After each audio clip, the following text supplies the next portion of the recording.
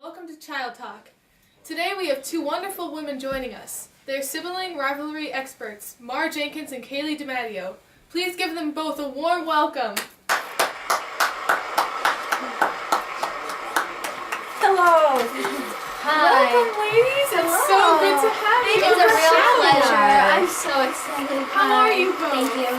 How are you doing? Great. Very good. Good. Thanks for joining us tonight. We're really excited to get to know you guys and to learn some things on sibling rivalry. Well, that's what we're here for. Great.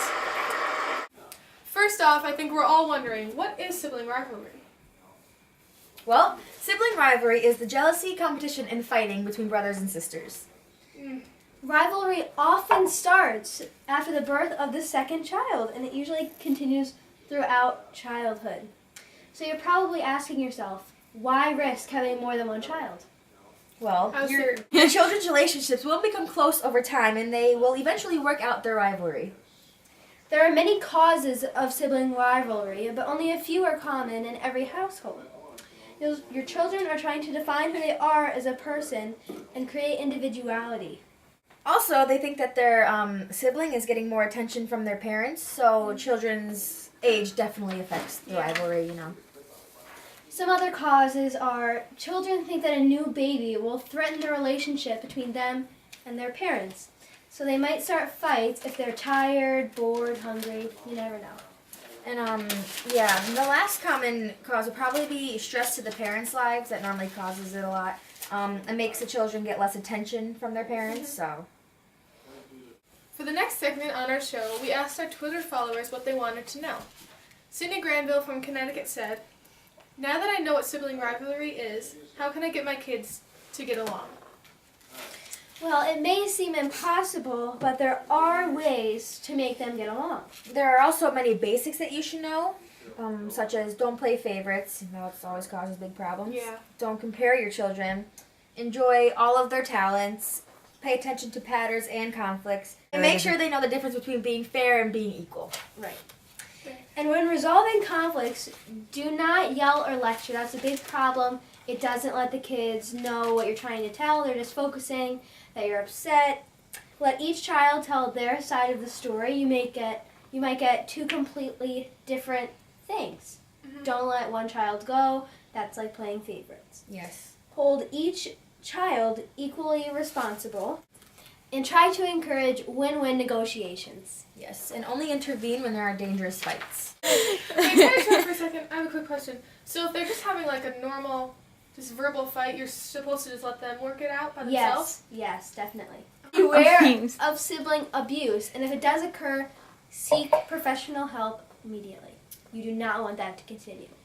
You're right, and if your children do fight, be sure to make rules. There's no physical contact, no yelling or name calling, no fighting in the car, and no making fun of a child in punishment especially. She goes, All right, ready? It looks like Mara's getting a little frisky with the tea. I'll say it's all over my nose. Watch your elbow next time you go swinging it around. Oh, be sure, all you little guy. Stop it. Quiet down, quiet Don't down. happen again. Shut up! We have another question from Marley Sesso, all the way out in Alaska. She asked, how do family meetings help the family? Well, we'll tell you. You'll learn over these next couple minutes. Become pros. Try to have family Could you not? You were gonna learn today. Kaylee, stop. I'm serious. Try to have family meetings very often because they establish that everyone's opinion makes a difference. They allow families to find solutions to problems, seek understanding, and share opinions. They also build cooperation and responsibility. Also, when you're in a family meeting, be sure to discuss family issues, concerns, positive events over the past week, and clarify the issue to be discussed and determine solutions. Some rules for family meetings are everyone can talk, but no one has to. No one gets interrupted. It's okay to say what you really feel. And that's some basic rules to have. Also, everyone must listen and do not put anyone down. Our next question is from Dalton Malden in Florida. He asked, can meetings help create solutions? Can they? Well, it may feel like there's nothing to do for sibling rivalry, but there are some solutions. When preparing for a brother or sister, give your child special time and notice when your child wants your time and make sure your child knows that you love them. Reassure the older child by giving them special time 2 to 3 times a week. Let me explain special time. It's when you and the child alone, you don't need that other child as a distraction. You sort of go into a separate room, you play with the child, do what they want, nothing too crazy, don't spoil them, but play some games just to make them know that you're still there for them, you still love them. And both parents should be doing this special time. You could give the younger child to a relative, have a couple special times before that child is born also, so they understand what's going to happen when the child is born, that they will only get special time a couple times a week and not every day. And also you want to notice what goes well because brothers and sisters do want to get along, so have them help each other out. When one sibling is harsh to the other, the child is not feeling connected or relaxed. When I say connected, that could be with the new birth, their parents, even the whole family. They may not know how this new thing works, having another child with them. And this is why they're acting the way they are. Yes.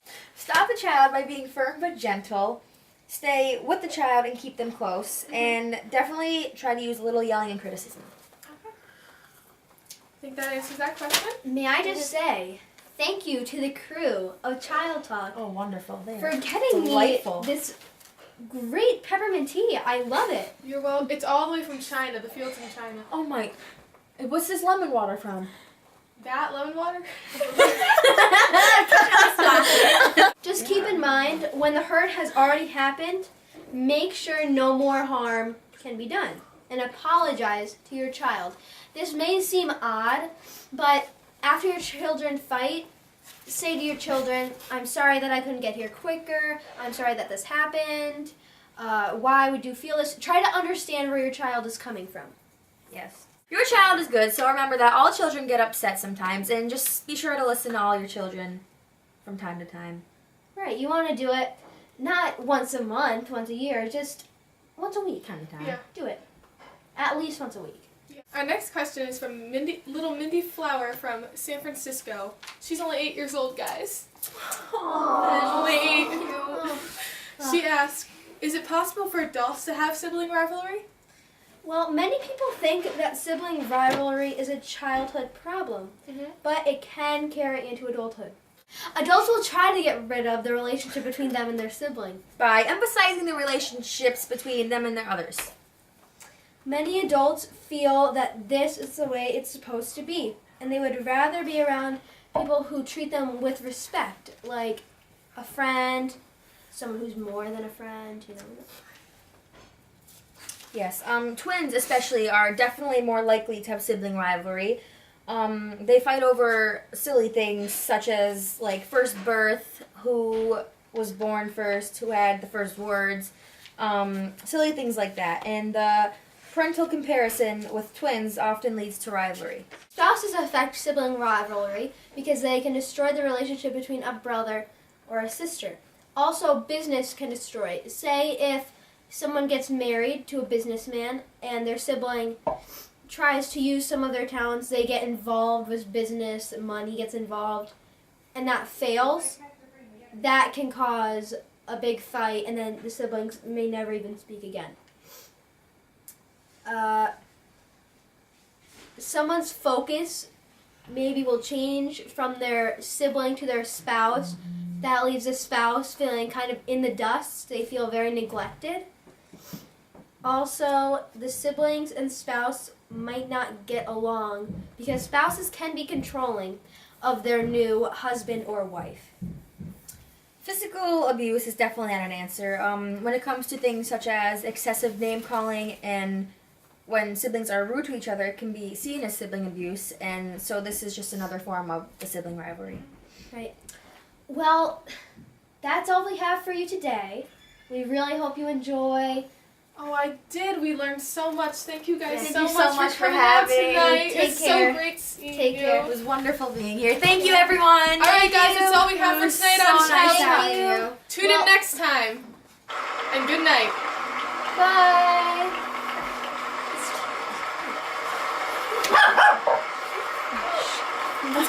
I know. Marcos.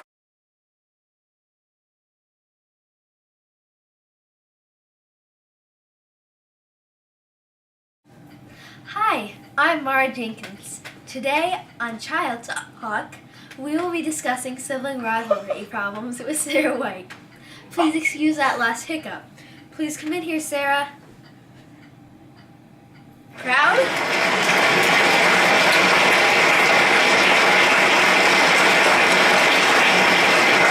Hello, hi.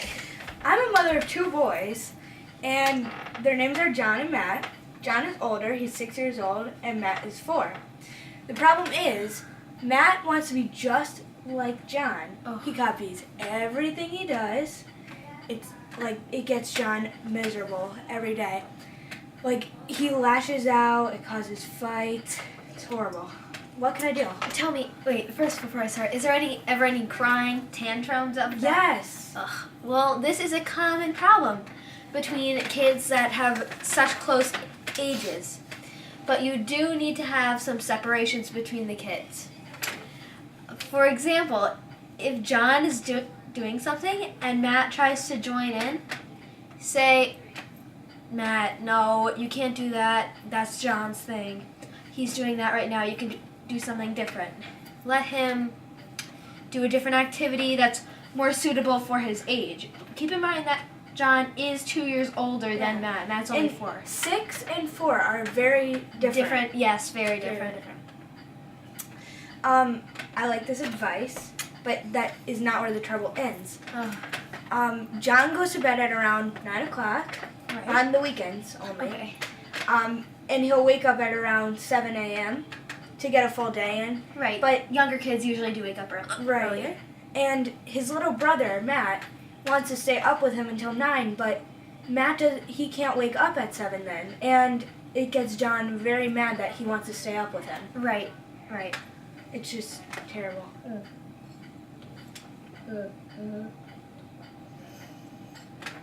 Well, looking through John's eyes or in John's shoes, I can see why he's getting mad. This is completely unfair, considering that John is in 1st grade and Matt is just starting preschool, just getting into school. Yes. They should definitely have different bedtimes. The next time this happens, you're going to want to pull Matt aside so you don't embarrass him in front of John. Like in the last episode of Child Talk, Yeah. we talked about how children should not make fun of those who are in trouble, so you don't want that to happen, so you're going to pull Matt aside, Yes. tell him that you have to go to bed and it's time for you. I know you want to stay up with your brother, but you're only 4, he's 6 years old, and since Matt already copies John, tell him that John went to bed at this time when he was 4 years old, so Matt will maybe copy that, and that would be good. Okay. Ugh. How was your day? Did I just ask? Oh, I had a great day so far. Great weather. I'm hoping that we go out to lunch after this. Mm-hmm. So, Me too. That'd be good for you. I know. With the kids, you have a day off. They're with a sitter. Yeah. So, Matt, he wants the same toys, food, and get this, What? even friends Oh my gosh! as John. And I always tell John, mockery is a form of flattery, but he doesn't want to hear it. He doesn't care. Mm-hmm. Right. These are all very big issues.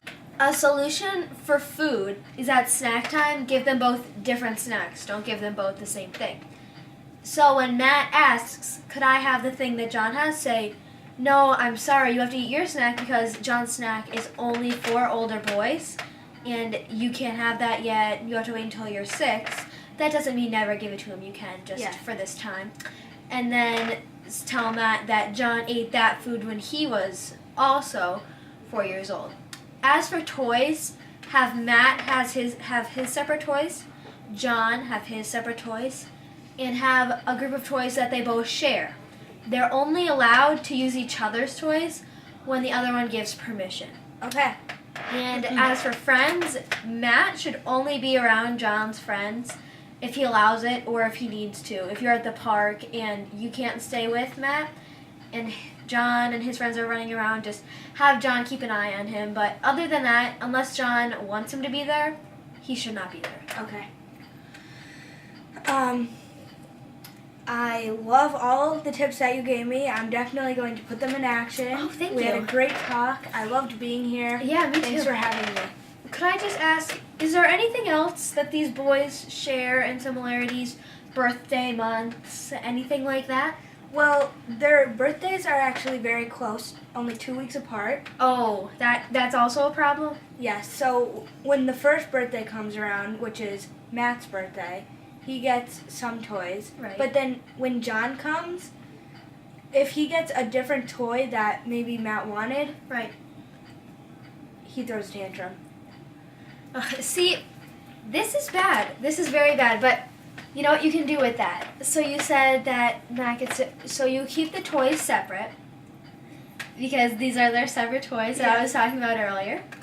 And if Matt throws a tantrum, say, Matt, you need to stop. You don't want this anger to continue and escalate into a bigger sibling rivalry. You want to stop it at a young age. And the weird pattern here is I personally have a twin. Oh. And she was always more girly. I was into sports. But even though we were different, we also had like fights more Right. often because we were twins. Well, that is a proven fact that twins are more likely to have sibling rivalry. Not all do, but the scale is higher for twins. They usually do have sibling rivalry. Very interesting. Right. So, do you ever get together with your sister? Yeah, we are so close. Oh, okay. I was just wondering because sometimes adults push that other person out of their life completely. No, it wasn't as common. We had other friends. We had one other, two friends actually that were twins, Oh. and they were fighting way more often than we were. Yeah. So, May I ask, do you mind if I ask, is your sister married? no, she isn't. Does she enjoy your husband, or is she a little iffy about him? Does she get annoyed by him easily? She actually does get annoyed by him often. Yes, and I'll tell you why, so maybe you could fix this. Okay. When people get married, your sister is probably thinking that you're pushing her out of your life and bringing your your husband into your life. So she does feel neglected. Sometimes it does feel like a competition between the two. So once in a while, have lunch with your sister, go shopping, do some things. Yeah. I'm glad we had this little extra Yes, chat. I am. All right. Well, Well, thanks for having me, Maura. Thank you. Thank you. I really should be saying thank you for coming. So, everyone, I hope you tune in next week to watch Child Talk. Bye. Bye,